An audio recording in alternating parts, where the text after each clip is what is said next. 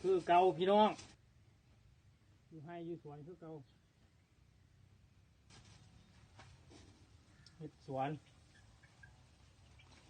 ดินใส่ปลูกเพชร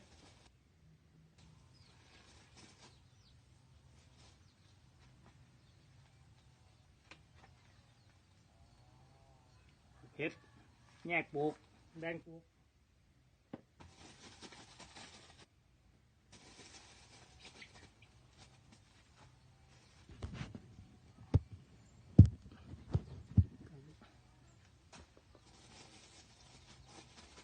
อยู่ให้อยู่หน้า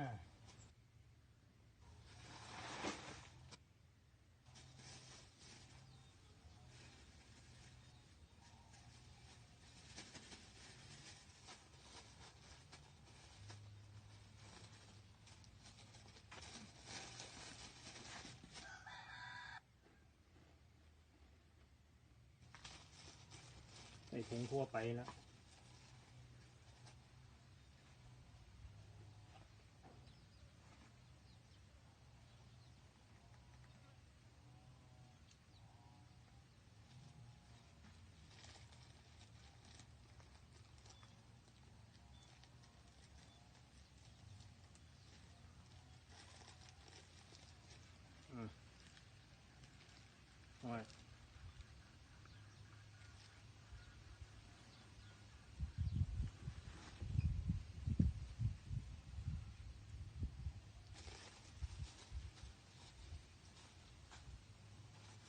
โอ้ย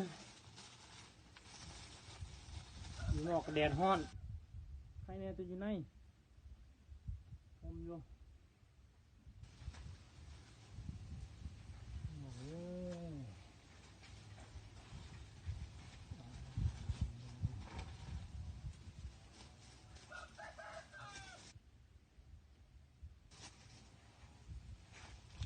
คลิปนี้มีสาระจังหน่อยคลิปเมื่อกี้เดี๋ยวโอ้ยจมแล้วบ่ล่ะใบบ่ล่ะอารมณ์เสียคลิปเมื่อกี้นี่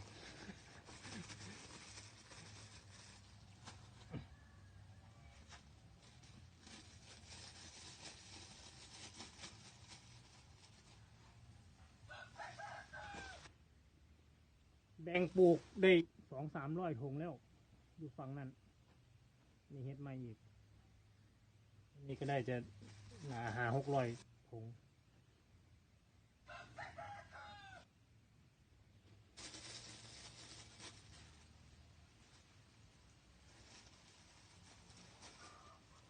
บ่ได้ไปใช้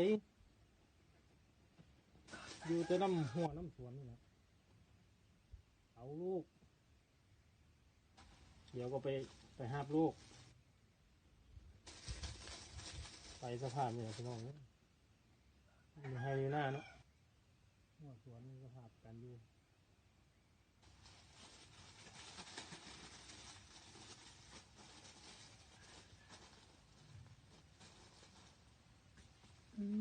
อยากเห็นคักว่ะ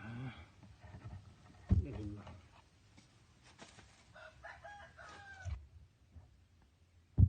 จุดไปกันนะ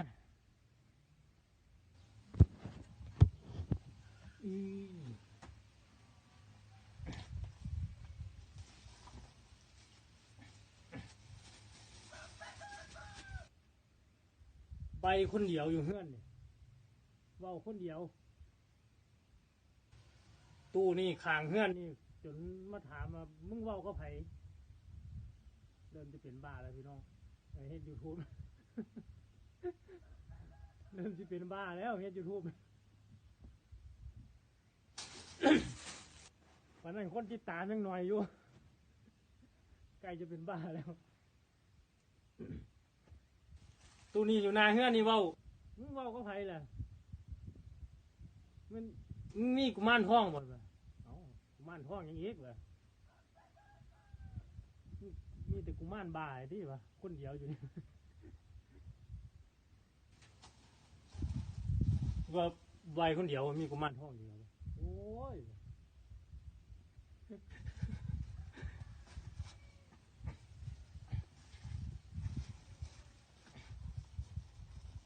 ส่วนหัวคนเดียวที่บุเป็นบ้าเลยบุได้ว่าบุนี่เป็นบ้าปะ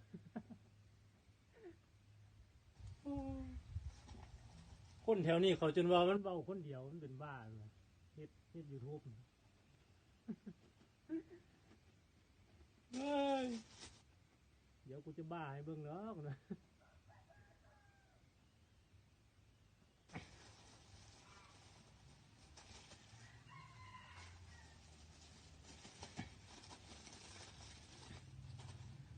นุ่งทรงเสื้อขาดเกือบขาดเขาแนมบุดีแล้วนี่นะแบ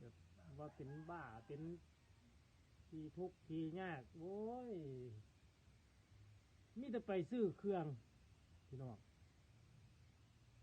ไปซื้อเขาห้านค้าเนี่ยเขาแนมล่ะเขาเบิ้งล่ะ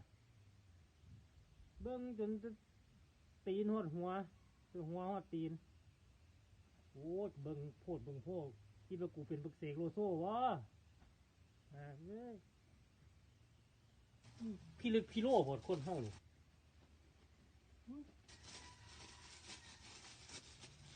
ใส่เกือบขาดบ่ได้ใส่เสื้อขาดบ่ได้ว่าเขาเป็นบ้าเป็นรัวเป็นเบิ้งสภาพโดยรวมเลยแบบพันละหน้าเนาะคนยังไงก็มีแนมเฮานี่โว้ยแนมโปปานนั้นอย่างเพิ่นหน้าเด็ดโปปานเห็นหน้าเด็ดเหมือนแนมเหยียดหยามเบซบเบข้างโอ้ตอนนี้แหละ